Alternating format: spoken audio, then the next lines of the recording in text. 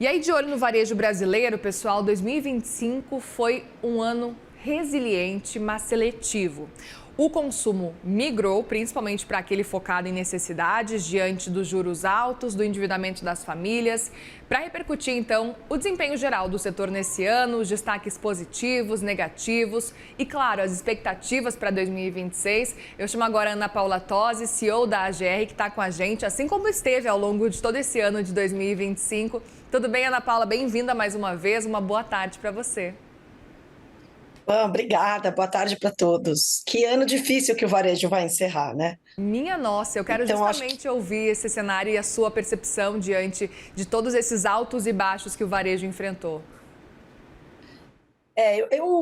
a gente enxergou um ano, como você comentou, resiliente. Acho que tem alguns setores que desempenharam melhor, então, os setores de saúde e beleza é um deles, por exemplo, e a gente vê isso claro na performance, no resultado das farmácias, e a gente vê um desempenho negativo nos demais setores. E eu falo negativo sob o ponto de vista real, né? O crescimento de vendas não foi suficiente para superar a inflação. Então, a gente vê um ano andando um pouco de lado, né? Para onde migra esse consumo? De um lado, no varejo, para os itens mais recorrentes, e aí a gente volta a enxergar no segundo semestre uma pequena melhora de vendas de alimentos, e do outro lado, o grande concorrente do varejo do ano, que foram as bets, né? Então, a gente fala muito pouco sobre isso, mas o impacto das bets no consumo hoje, ele é perceptível, ele é muito discutido no varejo como um todo, porque você percebe um crescimento grande nesse ano, e esse crescimento no aumento das apostas em bets, ele tira esse dinheiro do consumidor de algum lugar e ele claramente tira do varejo, do consumo.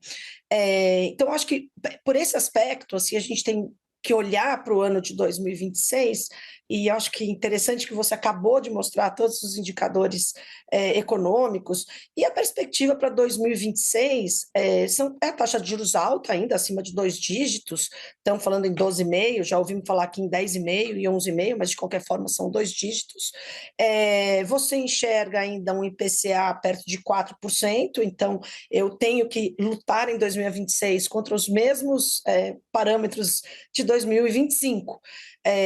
Então, a gente vê o desafio para 2026 muito parecido. O que as empresas têm feito, e aí quando a gente olha de forma bem transparente todas as empresas que têm capital aberto, e a gente consegue enxergar, as empresas que fizeram uma boa lição de casa, um investimento no ganho operacional, nos ganhos de produtividade, ou seja, a busca da eficiência, foi o que diferenciou empresas do mesmo segmento, porque todo mundo conviveu basicamente com os mesmos desafios, né?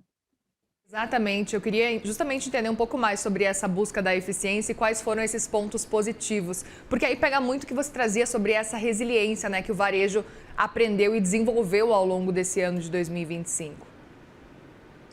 Isso.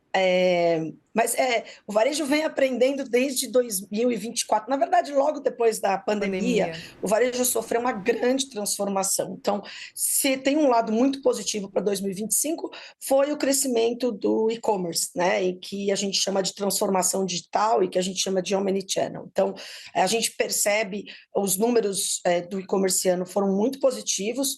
Isso só faz a gente chegar mais perto da tendência mundial, que é o crescimento do e-commerce, do digital, sobre as vendas totais das companhias. E quando a gente fala de busca de eficiência, significa que eu posso fazer um crescimento de venda significativo sem necessariamente ter que crescer o meu número de lojas, por exemplo, que vem carregado de investimentos altos, que vem carregado de um custo operacional importante. Então, as empresas buscaram no e-commerce um diferencial. Eu lembro que eu tive uma conversa com vocês aí faz 1 mês e meio, 2 meses, sobre algumas empresas que atuam com produtos mais populares. Essas empresas cresceram em 2025 e elas agora estão de olho na transformação digital e nos canais do e-commerce para fazer também seu crescimento, porque muitas delas ainda têm uma imaturidade nos canais digitais, né? Então, isso tem mudado, eu diria, a dinâmica de consumo no Brasil como um todo, né? Agora, Ana, a gente sabe do impacto que a inteligência artificial também acabou tendo em vários setores. Eu queria entender de que forma que a gente começou já a perceber o impacto da IA no varejo especificamente? Está atingindo consumidores, a forma como eles consomem? Está atingindo já especialmente o setor do varejo? Vocês têm percebido já esse movimento nesse ano de 2025? Sim, sim, sem dúvida. A gente no escritório tem vários projetos, inclusive, de que a gente chama de inteligência, né? A inteligência artificial traz para o consumo, para o varejo, na verdade, um poder de melhorar preço, melhorar distribuição, melhorar oferta, e é o que a gente busca, que a gente chama de hiperpersonalização. Por que que o e-commerce cresce com tanta velocidade? Porque o e-commerce traz para o varejo a facilidade de trabalhar os dados, né? Porque você tem necessariamente os dados disponíveis. Eu não garanto que você vá numa loja e se identifique numa loja, porque você pode entrar, comprar e sair e eu não saber nem quem você era. Mas no e-commerce, necessariamente, para qualquer tipo de aquisição, você vai se identificar. E aí eu consigo, através de inteligência artificial, acompanhar perfil de consumo, não só o produto, mas o produto, o dia que você consome. Eu consigo saber se você tem filho, eu consigo saber se você é vegano, eu consigo saber que tipo de cerveja você gosta. E esse poder de trabalhar o dado, de trazer inteligência de dado, é o que está transformando o varejo como um todo, sem dúvida. Por que que esses... Volta e meia me perguntam, Ana, mas por que que vocês só enxergam essa transformação com força acontecendo nos últimos 2 anos? A gente enxerga com força por uma razão muito simples. A inteligência artificial se tornou disponível. O que ela era antes caríssima e, de alguma forma, indisponível para o investimento ou para o consumo do varejo, que trabalha com dados e volume de dados incríveis. Quer dizer, eu falo de armazenar dados de uma loja que tem milhões de operações por dia, eu preciso de uma capacidade de armazenamento, ou capacidade de rodar essas informações que eram muito caras e que hoje está disponível. Então, eu até aposto com você que quando a gente estiver conversando aqui no final de 2026, a gente vai falar, meu Deus, olha o que aconteceu no consumo em 2026. Vai ser a grande aposta do varejo para melhorar as vendas, para tirar o atraso da venda real descontada da inflação e buscar consumidor novo. E eu queria justamente olhar para esse cenário de 2026 e as projeções. A gente já vê, e como você muito bem trouxe para a gente, o impacto das bets agora neste ano de 2025, num ano em que as pessoas tiveram que apertar os cintos, reduzir o consumo, levando em consideração uma taxa de juros muito alta. O que esperar para 2026? Levando em consideração também que a taxa de juros deve cair para 12 e pouquinho por cento, pelo menos até o fim do ano que vem, se nada mudar. E queria entender o quanto que isso pode, inclusive, mudar esse comportamento do consumidor daqui para frente. Como é que vocês estão enxergando?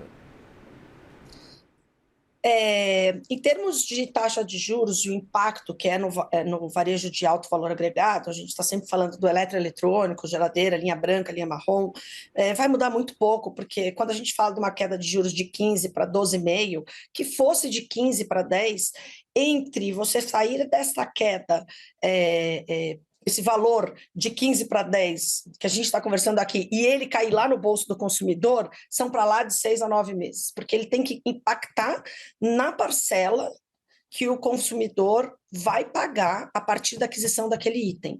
Então, essa mudança vai afetar muito pouco o varejo que trabalha com esses itens e que necessita de crédito, né? Porque quando eu falo de varejo de luxo é outra história, mas o varejo que precisa de crédito, ele vai enfrentar um 2026 com taxa de juros alta, com as famílias endividadas, mesmo eu tendo um índice de desemprego em baixa histórica, mesmo eu enxergando a massa disponível para o consumo crescendo, esse dinheiro não irá para este varejo. Esse dinheiro tem chance de ir para as bets, não tenha dúvida, até porque a nova tributação que saiu para a bet aí 2 semanas atrás, ela é muito pequena, perto do que todo mundo esperava, e ele vai partir para o consumo de necessidade, e então ele deve trazer um impacto positivo para o segmento de alimentos. Então, o varejo alimentar deve trazer um impacto positivo também para os itens de consumo, que são as farmácias, novamente, que a gente está falando. Então, eu diria que no varejo de moda, que é um que eu ainda não comentei, o varejo de moda, ele vai ser pouco afetado, porque a gente não vê perspectiva de grandes mudanças de dólar, ele não tem, a massa de salário está crescendo, então a gente vai ver, sim, ainda o varejo de moda, que trabalha com itens mais baratos, vamos dizer assim, itens menores e tal, esse varejo também vai desempenhar bem em 2026. Muito bem, Ana Paula Tosi, CEO da AGR, obrigada mais uma vez pela parceria ao longo de 2025, uma boa virada, boa passagem aí para vocês.